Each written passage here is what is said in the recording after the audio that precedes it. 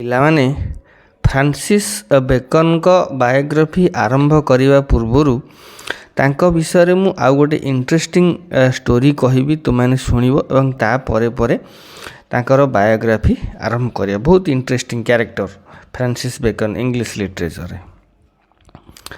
ନା ଆମେ କ'ଣ ଜାଣିଛେ ନା ଦୁର୍ନୀତିର ମୂଳ ହେଉଛି ସ୍ୱାର୍ଥପରତା ଓ ଲୋଭ।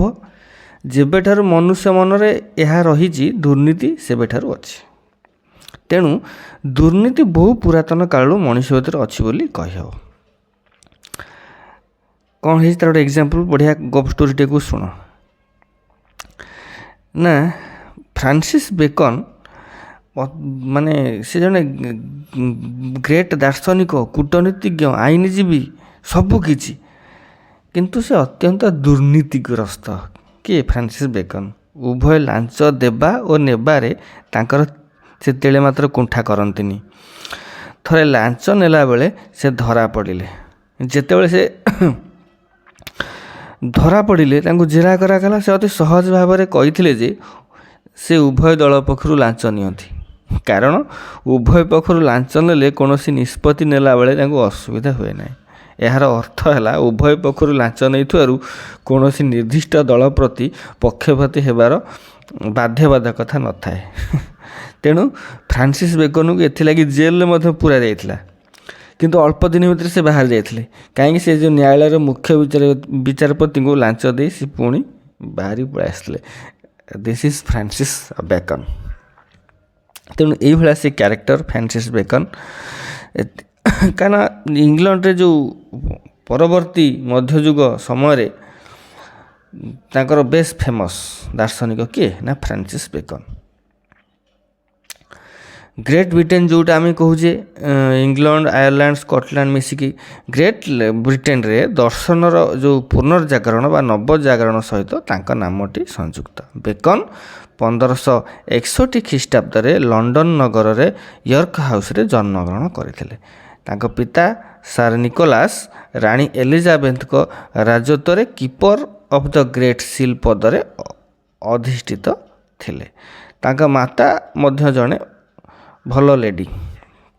ମାତ୍ର 12 ବର୍ଷ ବୟସରେ ବେକନ୍ କେମ୍ବ୍ରିଜ୍ ବିଶ୍ୱବିଦ୍ୟାଳୟର ଟ୍ରିନିଟି କଲେଜରେ ପ୍ରବେଶ କରି 3 ବର୍ଷ ଧରି ସେଠାରେ ଶିକ୍ଷାଲାଭ କରିଥିଲେ। ଯେତେବେଳେ ତାଙ୍କୁ 18 ବର୍ଷ ବୟସ ସେତେବେଳେ ତାଙ୍କ ପିତାଙ୍କର ମୃତ୍ୟୁ ହେଲା। ଫଳରେ ସେ ଆର୍ଥିକ ଅନଟନର ସମ୍ମୁଖୀନ ହେଲେ। ମାତ୍ର ସେ ଆଶାବାଦୀ ହୋଇଥିବାରୁ ଅଧୈର୍ଯ୍ୟ ହୋଇନଥିଲେ। ଆର୍ଥିକ ଅନଟନରୁ ମୁକ୍ତି ପାଇବା ପାଇଁ ସେ ଆଇନ ବ୍ୟବସାୟ କଲେ, ଓକିଲ ହେଲେ ଏବଂ ଜ୍ଞାନସ୍ପୃହା ପରିତୃପ୍ତ କରିବା ନିମନ୍ତେ ସେ ଫିଲୋସଫି ଅଧ୍ୟୟନରେ ସଂକଳ୍ପବଦ୍ଧ ହେଲେ।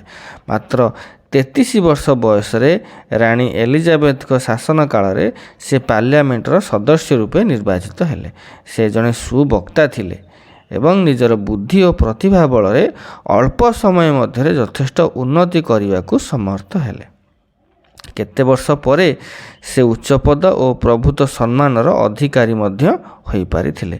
ପ୍ରଥମ ଜେମ୍ସଙ୍କ ରାଜା ଶାସନ ସମୟରେ 1617 ଖ୍ରୀଷ୍ଟାବ୍ଦରେ ତାଙ୍କୁ keeper of the great seal ପଦରେ ଅଧିଷ୍ଠିତ କରାଯାଇଥିଲା।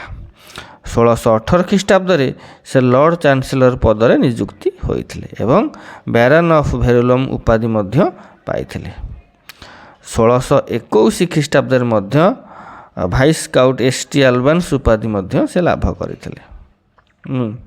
ତେଣୁ ମୁଁ ଯେଉଁ ଆରମ୍ଭରୁ ଯେଉଁ ଷ୍ଟୋରିଟା କହିଥିଲି ସେଇଟା ହେଉଛି 1621 ମସିହାର ଘଟଣା। କାହିଁ ସେହି ସମୟରେ ତାଙ୍କ ବିରୁଦ୍ଧରେ ଅଭିଯୋଗ ଆସିଥିଲା, ସେ ପ୍ରମାଣିତ ହୋଇକି ପୁଣି ଖସି ଆସିଥିଲେ। ତେଣୁ ତାଙ୍କୁ ଉଭୟ କାରାଦଣ୍ଡ ଏବଂ ଅର୍ଥଦଣ୍ଡ ମଧ୍ୟ ମିଳିଥିଲା ଏବଂ ସେଠୁ ଜେଲରୁ ବାହାରି ସାରିଲା ପରେ ବେକନ୍ ଅବଶିଷ୍ଟ ତାଙ୍କର ଜୀବନ ଇତିହାସ, ବିଜ୍ଞାନ ଓ ଦର୍ଶନ ଶାସ୍ତ୍ରରେ ଆଲୋଚନା ମାଧ୍ୟମରେ ସମୟ ଅତିବାହିତ କରିଥିଲେ।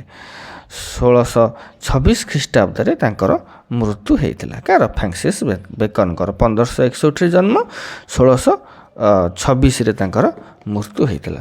ତ ବହୁତ ଇଣ୍ଟରେଷ୍ଟିଂ କ୍ୟାରେକ୍ଟର ହେଉଛନ୍ତି କିଏ? ନା ଆମର ଫ୍ରାନ୍ସିସ୍ ବେକନ୍। ସେ କାହିଁକି ଫେମସ୍? ନା ତାଙ୍କର ଏସେଜ୍ ପାଇଁ ଫେମସ୍। ସେ ଯେଉଁ ଏସେଜ୍ ଗୁଡ଼ା ତାଙ୍କର ଯେଉଁ ଆମେ ସବୁ ପଢ଼ୁଛେ ତାଙ୍କର ଇଂରାଜୀକୁ ଦାନ ରହିଛି, ସେଗୁଡ଼ା ତାଙ୍କୁ ବହୁତ ଫେମସ୍ କରାଇଥିଲା। ତେଣୁ ସେଇ ଯେଉଁ ଏସେ ଗୁଡ଼ା ସେ ଲେଖିଥିଲେ ସେ ଗୋଟେ ଇଣ୍ଟରେଷ୍ଟିଂ କଥା ଏଇ ଯେଉଁ ଏସେ ସେ ଲେଖିଥିଲେ ନା ମିଚେଲ ଡି ମଣ୍ଟେ ବା ତାକୁ ମେନ୍ତେ ଆମେ କହିଥାଉ ଆଙ୍କରି ଦ୍ୱାରା ପ୍ରଭାବିତ ହୋଇକି ସେ ଯାହା ଜଣାଯାଏ ସେ ଏସେ ଗୁଡ଼ା ଲେଖିଥିଲେ।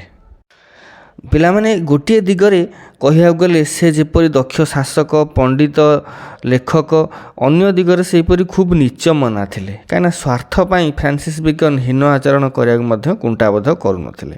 ତେଣୁ ତାଙ୍କର ଏହି ସୁବିଧାବାଦୀ ଦୃଷ୍ଟିଭଙ୍ଗୀ ମଧ୍ୟ କେତେକ ତାଙ୍କର ଏସେରେ ମଧ୍ୟ ପ୍ରକାଶ ପାଇଛି। ତେଣୁ ଆଲେକ୍ଜାଣ୍ଡର ପୋପ୍ କ'ଣ କହିଥିଲେ ନା କହିଥିଲେ ବେକନ୍ ହେଉଛନ୍ତି the wisest the brightest and the meanest of mankind. Francis ବେକନ୍ଙ୍କର ଲାଟିନ୍ ଭାଷା ପ୍ରତି ସେ ବହୁତ ଅନୁରକ୍ତ ଥିଲେ। ତେଣୁ ଉଚ୍ଚମାନର ଲେଖା କେବଳ ଲାଟିନ୍ ଭାଷାରେ ଲେଖାଯାଇପାରେ ବୋଲି ସେ ମନେ କରୁଥିଲେ କିଏ ଫ୍ରାନ୍ସିସ୍ ବେକନ୍। ତେଣୁ ଶେଷରେ ଏତିକି କୁହାଯାଇପାରେ ଯେ ଅତ୍ୟଧିକ ଜ୍ଞାନ ପିପାସା ଧନ ପ୍ରଭୁତ୍ୱ ଓ ପ୍ରତିଷ୍ଠା ଲିପ୍ସା ଧର୍ମ ଓ ନୀତି ପ୍ରତି ଲଘୁ ମନୋଭାବ ଭିତରେ ଫ୍ରାନ୍ସିସ୍ ବେକନ୍ ରେନାସାର ଜଣେ ଯୁଗ ମାନବ ଭାବରେ ପ୍ରତିଭାତ ହୋଇଥିଲେ। ଆଜି ପାଇଁ ଏତିକି ପିଲାମାନେ, ପୁଣି ଦେଖା ହେବ ନେକ୍ସଟ କ୍ଲାସ୍ରେ। ରହୁଛି। Have a good day.